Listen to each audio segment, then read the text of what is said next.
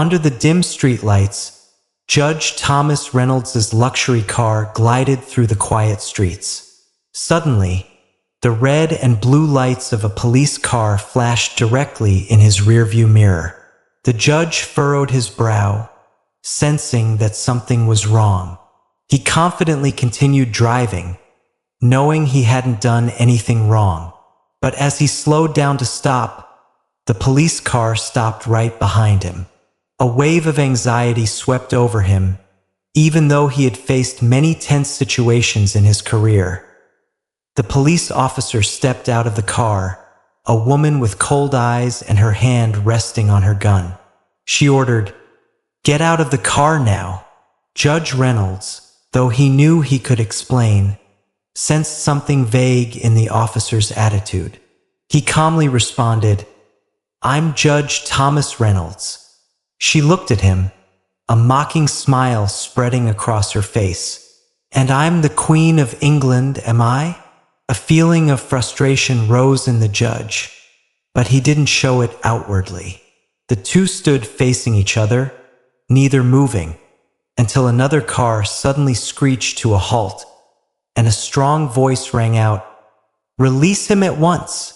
The judge turned around and recognized the voice, Chief Justice Alan Harris, his superior. The two officers stood there, facing each other.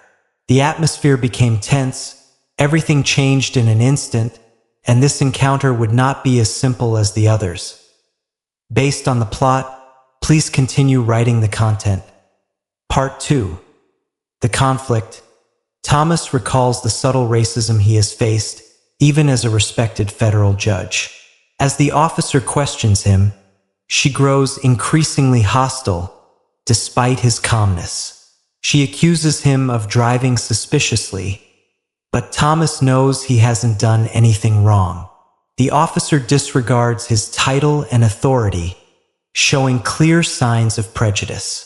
About 800 words, really good, engaging, dramatic, tense, contradictory, making the reader nervous, worried, pay attention to the periods, commas for sentences, words. Thomas Reynolds stood tall, his back straight as he felt the cold night air brushing against his skin. His heart pounded in his chest, but his mind was steady. Years of training, both as a lawyer and a judge, had taught him how to remain calm in the face of adversity. But the harsh grip of Officer Sloane's voice made his pulse quicken. "Do you know why I pulled you over?" Her voice was sharp, almost accusing. Thomas didn't answer immediately. Instead, he reached for his wallet. His fingers trembled slightly, but he hid it well. "I'm not sure," he replied, his tone polite but firm. "I was driving within the speed limit." The officer didn't respond immediately.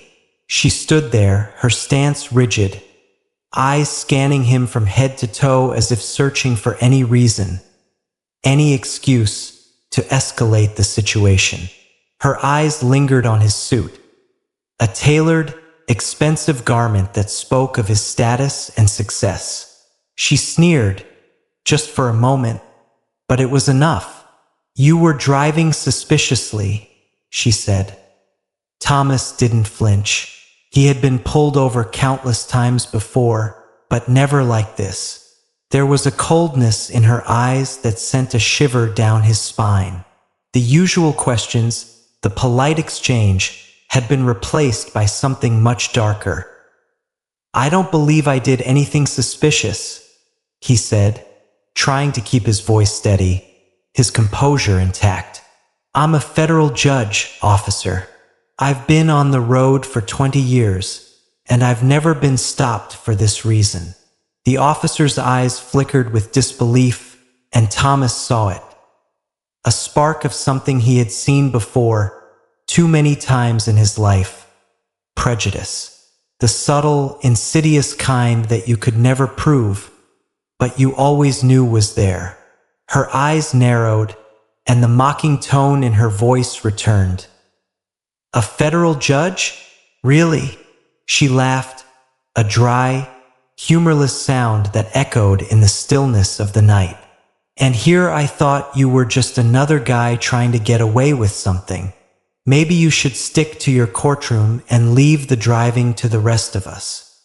Thomas felt the words like a slap, though he kept his face impassive. He had heard it all before. The snide remarks, the assumptions about what he could and couldn't do, the disbelief that someone who looked like him could have achieved such success. But this time, it wasn't just any comment, it was an accusation, an attack on his very right to be where he was, to exist as more than just a stereotype. He exhaled slowly, reminding himself to stay calm, to rise above it. Officer, I'm simply trying to get home after a long day. I've been in the courtroom serving justice, and all I ask is to be treated with respect. What I don't need is to be questioned like a criminal simply because of how I look. She stepped closer, her boots echoing against the asphalt, the tension building in the air. Respect? She spat, her voice rising. You think you deserve respect just because of your title? You're not above the law, Judge Reynolds. You're not above me. Thomas felt the weight of her words pressing against him. He had known moments like this before, when his presence, his very existence, was seen as a threat. It wasn't the first time someone had dismissed him for being black, for being successful, for achieving things others didn't expect him to. But now, in this moment, in this terrifyingly real situation, he was forced to face it head-on. That's not what I'm saying, officer, Thomas said, his voice low but firm. I'm simply asking for fairness. I haven't done anything wrong. I've followed the law, and I am asking you to do the same. The officer's hand moved toward her holster, and the action was so swift, so deliberate, that it made Thomas's blood run cold. Step out of the vehicle, she ordered, her tone hard, commanding. Thomas froze. He knew what this was. He had seen it before. He could either comply, submitting to her authority, or refuse, in which case he risked being labeled as non-compliant, and the consequences would be far worse. He had been taught the rules of engagement: stay calm, do not escalate. But how could he remain calm when every inch of his body screamed that this was wrong, that his life was on the line? He weighed his options. He could fight back, stand his ground, but in doing so, he would risk everything. Or he could comply, submit to her authority, and let her strip him of his dignity. Either way, the system was rigged against him. Why? He asked, his voice trembling with a mixture of anger and frustration. Why do you want me out of my car? The officer's eyes flashed with irritation, and her voice grew more venomous. I said, step out of the vehicle. Now. Thomas clenched his jaw, unwilling to show fear, unwilling to give her any reason to escalate. He reached for the door handle, his fingers cold and stiff. He stepped out of the car slowly, placing his hands on the roof of the vehicle as she ordered. He could feel her hands on his shoulders, rough and tight, pressing him against the car. The cuffs clicked into place around his wrists, and Thomas fought to control his breathing. The metallic taste of anger and fear flooded his mouth, but he didn't speak. He didn't give her the satisfaction of seeing him break. You're making a mistake, Thomas said evenly, trying to hold onto the remnants of his dignity. You don't want to do this. But Officer Sloan didn't listen. She pressed harder, her hands firm against his back. This wasn't just about enforcing the law, it was about control, about power. She wanted to remind him that no matter how high he rose, how successful he became, she still held the power in this moment. And in that moment, Thomas realized something chilling. This wasn't about law. This wasn't about justice. This was about her need to make him feel small, to remind him that no matter what title he held, He would always be just another black man in her eyes. The question was no longer about why he was being stopped. It was about how far she would go to prove that he didn't belong, no matter the evidence, no matter the truth. The game had just begun, and Thomas could already feel the stakes rising higher than he ever imagined.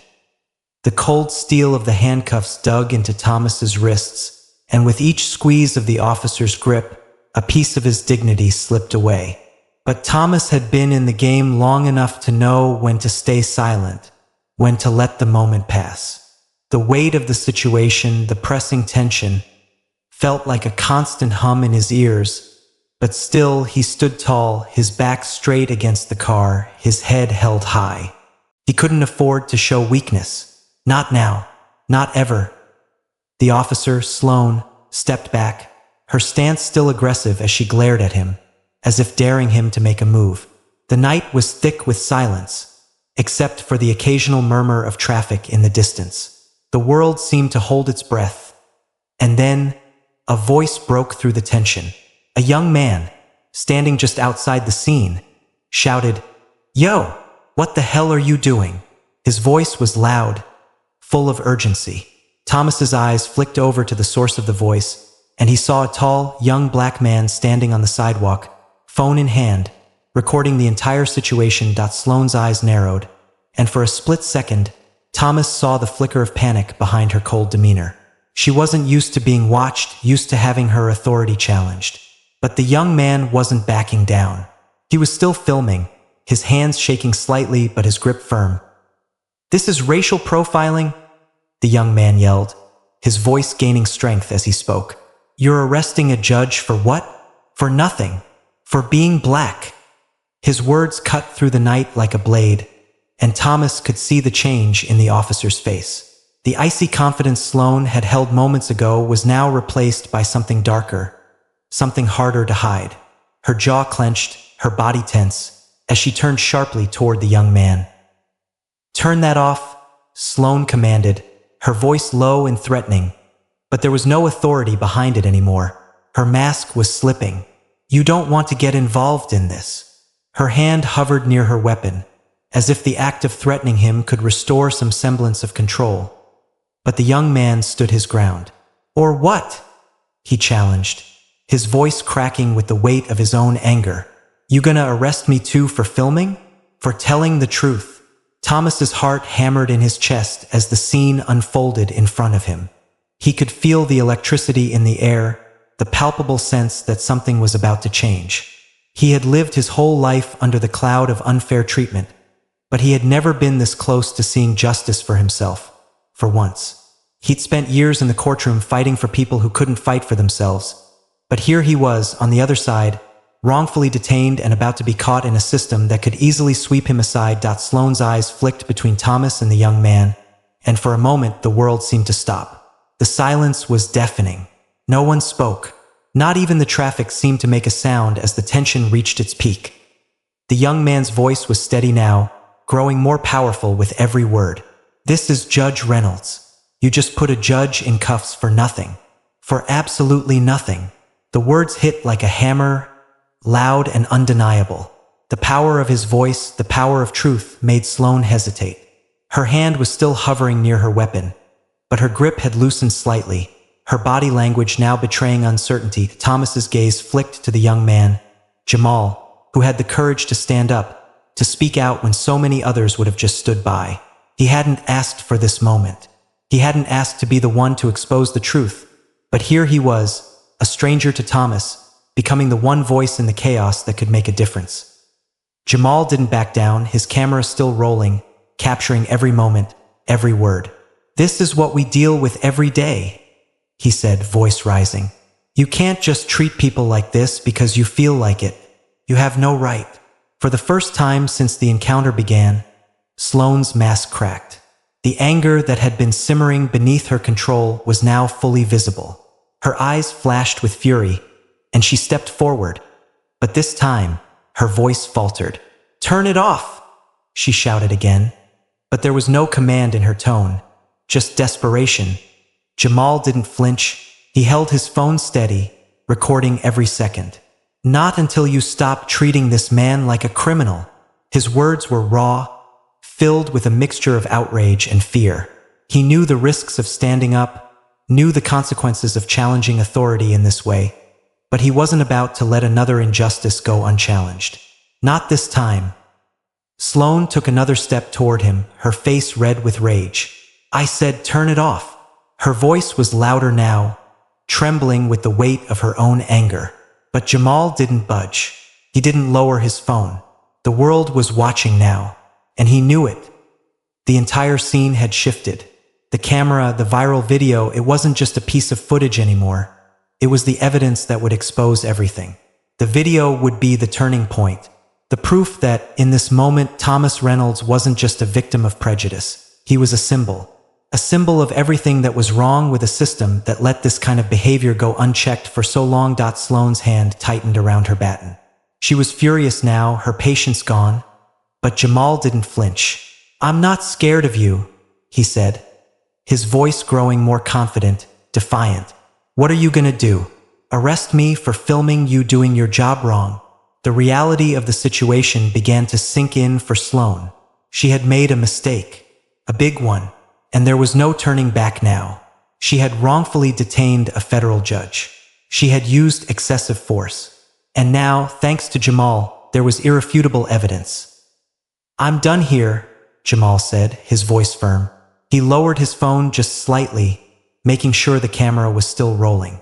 "I've got it all, and the whole world is gonna see it." In that moment, everything changed. Sloane could feel the weight of the video, the weight of the public gaze, the weight of her own failure. She had crossed a line. She had made a mistake, and the consequences would be far-reaching. Thomas stood there, still calm, still composed, knowing the truth was finally out there. He had been wronged, but now, at least, the world would see what had happened. The injustice, the prejudice, the mistake. None of it could be swept under the rug anymore. And as Sloane stood there, staring at the phone, at the evidence of her own misconduct, Thomas knew that this moment would change everything. The truth had come to light, and now there was no going back. The video spread like wildfire. By the time the morning sun had risen, it was everywhere, on social media, in news outlets, and being passed from phone to phone. The footage was raw, unfiltered, and damning. Every moment of Officer Sloane's aggression, every word she uttered, was there for the world to see. It didn't take long for the public to take notice, for the whispers to turn into loud protests. The hashtag Justice for Thomas began trending, alongside calls for accountability. By the time Thomas arrived at his office that morning, he could feel the weight of the world bearing down on him. The phone rang incessantly, reporters clamoring for interviews, colleagues expressing their disbelief, and family members checking in, offering their support. But Thomas was focused on something far more important. The truth was out there now, and with it came the inevitable storm. The investigation into Officer Sloane's actions was swift, almost too swift. Within hours, an internal review had been scheduled. Sloane was summoned to appear before a panel of senior officers, including the police commissioner, internal affairs officers, and several high-ranking members of the department. As she walked into the conference room, Sloane's once imposing demeanor had crumbled. She was no longer the officer in control, but a woman now under scrutiny, her every move observed, every word weighed. Her uniform, once pristine, seemed almost too tight, as if it were suffocating her. The walls of the room felt like they were closing in on her. She could hear the whispers as she passed by the panel, the sound of judgment already filling the air. Inside the conference room, the atmosphere was tense. The police commissioner, a tall man with a cold, calculating stare, was seated at the head of the table. To his right sat two internal affairs officers, and across from him was Sloane, who had taken her seat with a stiff posture, trying to maintain the semblance of confidence that had once come so easily to her. "We're here to review the events of last night," the police commissioner began, his voice deep and unwavering. "The video of your encounter with Judge Reynolds has caused a public outcry. It's gone viral. And now we need to understand what happened." Sloane stiffened but didn't respond. She knew this moment was coming, but she hadn't anticipated the ferocity of the reaction. She had spent years in law enforcement, convinced that her actions were justified, that her authority was unquestionable. But now, the evidence against her was undeniable. The internal affairs officer to the commissioner's left clicked a button on the remote, and the video began to play on the large screen at the front of the room. The grainy footage filled the screen, showing Sloane's every move as she pulled Thomas out of his car. Her voice sharp and mocking, Sloane's face twisted with discomfort as her own actions were laid bare. She shifted in her seat, her fingers gripping the edge of the table. She wanted to speak up, to defend herself, but she knew the truth was right there for everyone to see. There was no escaping it now. The moment when she had mocked Thomas, when she had escalated the situation unnecessarily, was caught in high definition. As the video continued, the room remained silent. The footage showed her yelling at the young man recording, trying to intimidate him into turning off the phone. It was all there, the way her posture had shifted from professional to hostile, the way she had used her power to control the situation. But perhaps the most damning part of the video was her mocking tone, as she had laughed off Thomas's explanation, dismissing his status as a judge with an offhand remark. The video ended, and the room was still. Not a single sound broke the silence. The police commissioner was the first to speak. "Officer Sloane," he began, his voice cold and heavy. "The video is clear. There's no room for interpretation. Your conduct was inappropriate. It was unprofessional, and it was deeply troubling." Sloane's throat tightened, and for a moment, she couldn't find the words. She had been through countless investigations, faced scrutiny before, but this was different. This wasn't just about her actions. It was about her very reputation, the foundation she had built her career on. I wasn't aware the video would be seen like that," she stammered, her voice faltering. "I was doing my job. I thought he was being uncooperative. I thought he was a threat."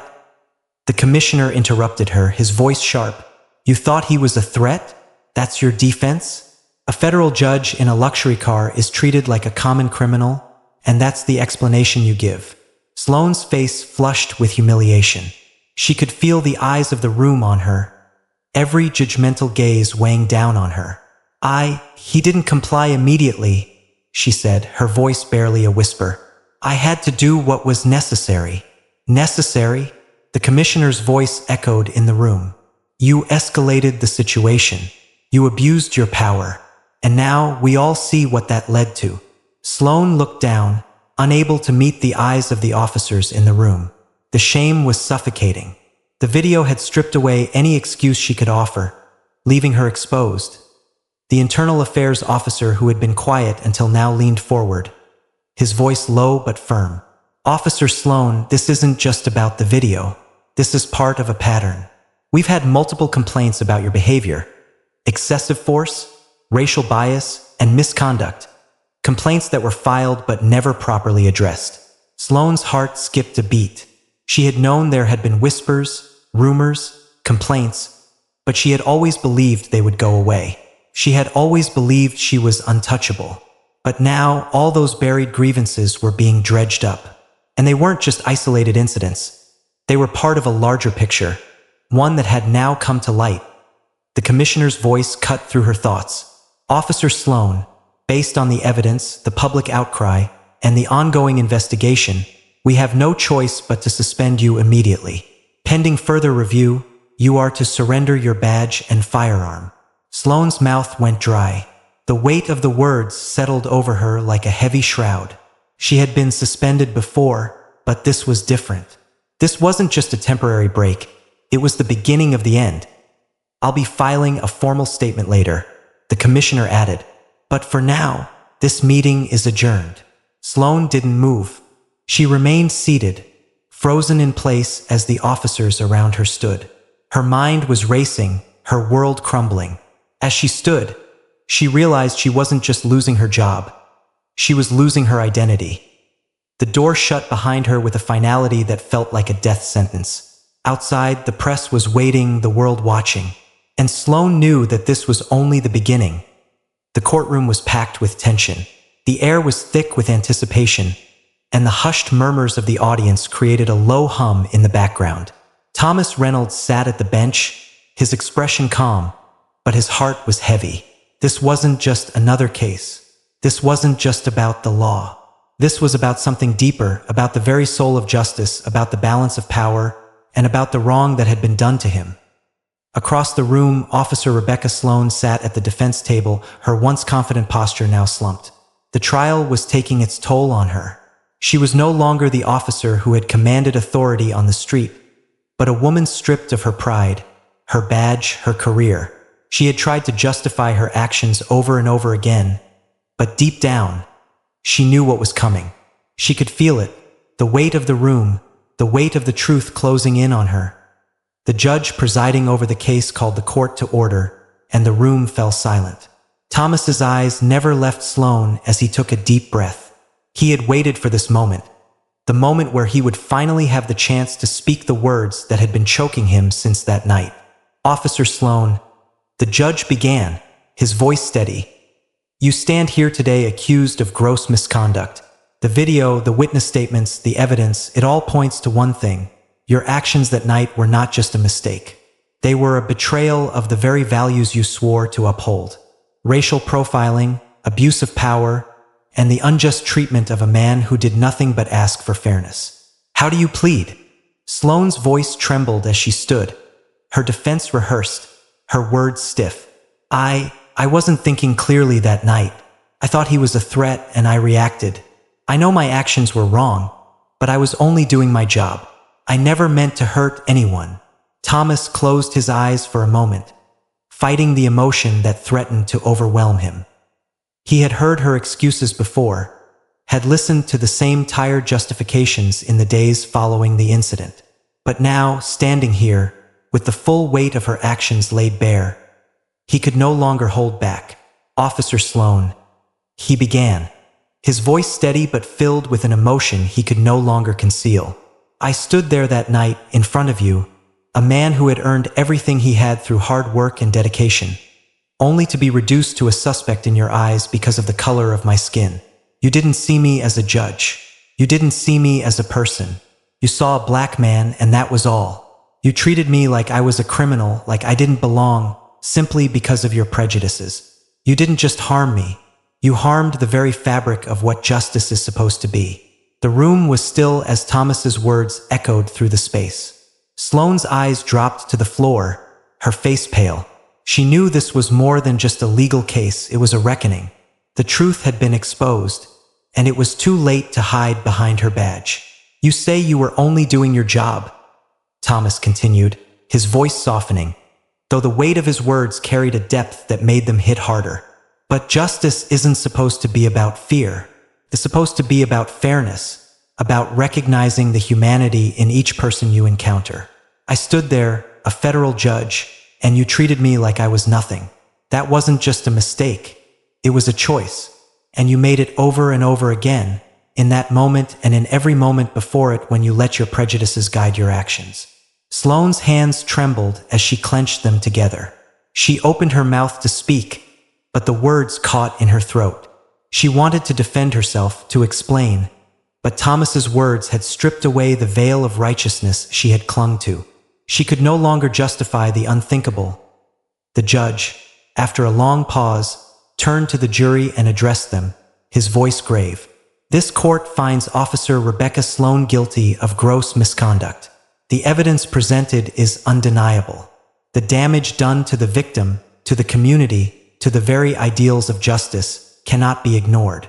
Officer Sloan, you will be placed on permanent suspension. Your badge will be revoked, and you will be required to undergo racial bias training. You will no longer serve as an officer of the law. Your actions have left an indelible mark, not just on the man you wronged, but on the very trust that the public places in law enforcement. Sloane's face drained of color as the words sank in. Her career, her life as she had known it, was over. She had lost it all, not just her job, but her sense of self. She had been so sure that she was untouchable, that she could hide behind the power of her uniform.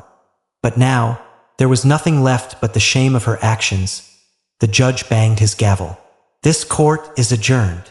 Sloane stood there for a moment, stunned. The reality of her downfall was almost too much to bear. She had spent years in law enforcement, believing that she was above reproach. But now she was just another person who had failed. Another person who had allowed their own biases to dictate their actions, to destroy another life in the process. Thomas stood in the courtroom, his heart heavy but resolute. He had finally spoken the truth.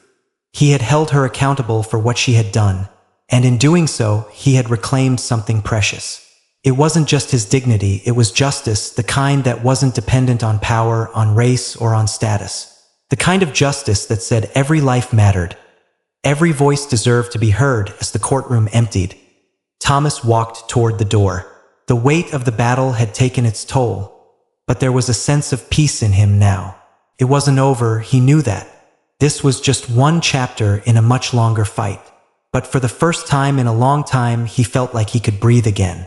And for the first time in a long time, he knew that the system wasn't completely broken. Because sometimes, just sometimes, justice could still be served.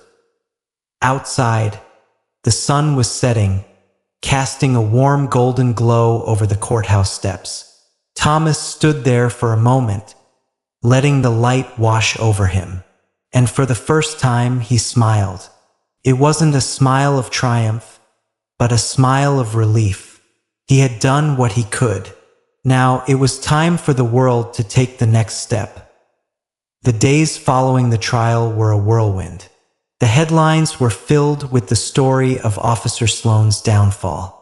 News outlets from all over the country replayed the footage that had once seemed so small, so insignificant, until it wasn't. Thomas sat in his office, his fingers drumming absent-mindedly on the desk, as his thoughts turned inward. The weight of it all pressed against him, not just the victory, but the realization that this case was one among so many that had been forgotten, overlooked, or simply buried under the weight of a broken system. The victory was real, yes. Sloan had been held accountable, stripped of her badge and her authority. But as Thomas sat in the stillness of his office, the flicker of Jamal's phone camera running through his mind like a slow-motion replay, he knew it wasn't enough. The injustice wasn't over. It never was. Jamal's voice, so clear and unwavering, echoed in his thoughts.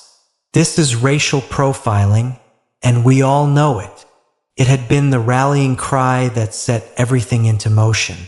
One voice, one phone, one single moment captured in time. Thomas had been wronged, and now justice had been served. But what about the countless others who never had the chance to speak out, whose voices were lost in the shuffle of systemic indifference? He had seen their faces in the courtroom, heard their stories of injustice, felt the quiet desperation in their eyes as they fought for the same thing he had fought for: recognition, fairness, and the chance to be seen as human. It was then that he realized that this case was not just about him. It wasn't just about Officer Sloan. It was about every single person who had been profiled, dismissed, or abused simply because of the color of their skin. It was about the system that had failed them time and time again, and the system that would continue to fail them unless something changed. His mind wandered back to that night, to the moment when he had stood there, cuffed and humiliated. He could have fought back. He could have shouted, demanded to be heard, made the situation worse. But instead, he had remained silent, composed, the same way he had been trained to act under pressure. And in that moment, when everything seemed to hang in the balance, Jamal had stepped forward. Jamal, a stranger to him, yet the man who had changed everything. In that split second, when Sloan had threatened to arrest him for filming, Jamal hadn't backed down. He hadn't been intimidated by the officer's power or by the weight of the badge that had once protected Sloan. He had stood there, unwavering, his phone raised high, capturing the truth. The truth. That was what had changed everything. Because when Jamal's video spread, it wasn't just a piece of footage. It was a mirror held up to the face of society, showing the ugly, painful reality of a system that allowed this kind of abuse to happen over and over again. It was a call to action, a wake-up call to the millions who had never seen it before, and it was a reminder that sometimes the only thing standing between justice and injustice was the courage to speak out. That, as Thomas reflected, he couldn't help but feel a sense of deep gratitude for Jamal. But it wasn't just gratitude, it was a recognition of the power one person could have. Jamal wasn't a judge, he wasn't a lawyer, he wasn't anyone with an official title. He was just a young man, carrying a phone, and in that one moment, his actions had reshaped the narrative. He had given voice to the voiceless. Thomas stood up from his desk and walked to the window, looking out at the city that never seemed to stop moving. The traffic, the noise, the bustle of life, it all felt so distant now. He thought about how easy it was for people to dismiss the struggles of others, how easy it was for the world to move on without ever noticing the cracks in the system, the cracks in the law. He thought about the countless others who had never had their day in court, the countless others who had never been believed, the countless others who had never been given the chance to fight back. And then something inside him shifted. He had spent his entire career fighting for justice, but now, more than ever, he realized that the fight was far from over. It wasn't enough to just show up, to do the right thing when the cameras were on him. He had to be more than a symbol of justice. He had to be an agent of change. That was the responsibility he had inherited. Not just as a judge, not just as a man of the law, but as a human being, a witness to the struggles of so many. He had been given a platform, a voice, and he was going to use it. Thomas walked to his desk, picked up the phone, and dialed a number he knew well. It rang twice before a voice answered. "Hello, Jamal," Thomas said, his voice steady but filled with emotion. "This is Thomas Reynolds, the judge from that night. I just wanted to personally thank you. You don't know how much your actions have meant to me." There was a pause on the other end of the line, and then Jamal's voice came through, hesitant but grateful. "I just did what I had to do. I couldn't just stand by and watch." "And you didn't," Thomas replied, his voice thick. "You didn't just stand by. You gave a voice to all of us. You made sure the truth came out. And for that, I'll be forever grateful." There was silence for a moment, and then Jamal spoke, his voice quieter this time. "I just wanted to make sure no one else had to go through what you did. I wanted to make sure it didn't happen again." Thomas nodded, his heart heavy. "And it won't. Not if we keep speaking out. Not if we keep fighting for justice, no matter how big or small the battle." The conversation continued, the bond between them growing stronger, as they both realized that their fight wasn't over. It was just beginning. But for the first time in a long time, Thomas felt a sense of hope. Because sometimes a single voice, a single moment could change everything. And that was a truth worth fighting for. Thomas drove away from the courthouse, feeling exhausted but with a glimmer of hope in his heart. Although the situation with Officer Sloan had come to an end, and justice had been served, he couldn't stop thinking about what he had just experienced.